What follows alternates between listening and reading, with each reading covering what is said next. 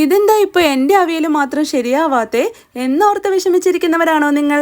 എന്നാൽ ഇനി ഇങ്ങനൊന്ന് വെച്ച് നോക്ക്, നിങ്ങളുടെ അവിയലേ ശരിയാവൂ. അതിനായി ഒരു ചട്ടി അടുപ്പത്ത് വെച്ച് ചൂടാവുമ്പോൾ നീളത്തിൽ അരിഞ്ഞെടുത്ത് ഈ കാണുന്ന പച്ചക്കറി കഷ്ണങ്ങൾ ചട്ടിയിലേക്ക് ഇട്ട് കൊടുത്ത് ആവശ്യത്തിന് ഉപ്പ്, 1/2 ടീസ്പൂൺ മഞ്ഞൾപ്പൊടി, 1 ടേബിൾ സ്പൂൺ വെളിച്ചെണ്ണ, കുറച്ച് കറിവേപ്പില.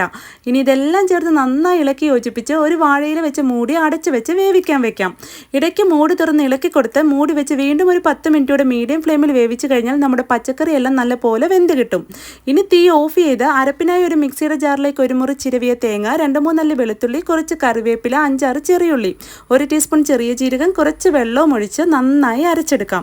ഇനി തീ സിമ്മിലേക്ക് മാറ്റി അരച്ച് വെച്ച തേങ്ങാ മിക്സും കൂടി ഇട്ട് കൊടുത്ത് മിക്സിയുടെ ജാറ് കഴുകി കുറച്ച് വെള്ളവും കൂടെ ഒഴിച്ചു കൊടുത്ത് പുളിയുള്ള കുറച്ച് തൈരും ഒഴിച്ചു കൊടുത്ത് നന്നായി ഇളക്കി യോജിപ്പിച്ച് ഇനി ഒരു ഇടികല്ലിലേക്ക് 5-6 ചെറിയുള്ളി, കുറച്ച് കറിവേപ്പില ഇതെല്ലാം ചേർത്ത് നന്നായി ഇടിച്ചെടുത്ത് 2 ടേബിൾ സ്പൂൺ വെളിച്ചെണ്ണയും ഒഴിച്ച് മിക്സ് ചെയ്ത് ഇനി ഈ കൂട്ട് നമ്മുടെ അവിയലിലേക്ക് ഇട്ട് കൊടുത്ത് ഇളക്കി യോജിപ്പിച്ച് കഴിഞ്ഞാൽ പിന്നെ ഇനി നിങ്ങൾ വെക്കുന്ന അവിയൽ കൂട്ടാൻ ആൾക്കാർ ക്യൂ നിൽക്കും. അപ്പോൾ എല്ലാവരും ഒന്ന് ട്രൈ ചെയ്ത് നോക്കുക. ഇതേപോലെയുള്ള ഈസി ആൻഡ് ടേസ്റ്റി റെസിപ്പീസിന് ഈ പേജ് ഫോളോ ചെയ്യാനും ലൈക്ക് ചെയ്യാനും മറക്കല്ലേ. ഇത്തരം ഈസി ആൻഡ് ടേസ്റ്റി റെസിപ്പീസുമായി നമുക്ക് വീണ്ടും കാണാം. Okay, by.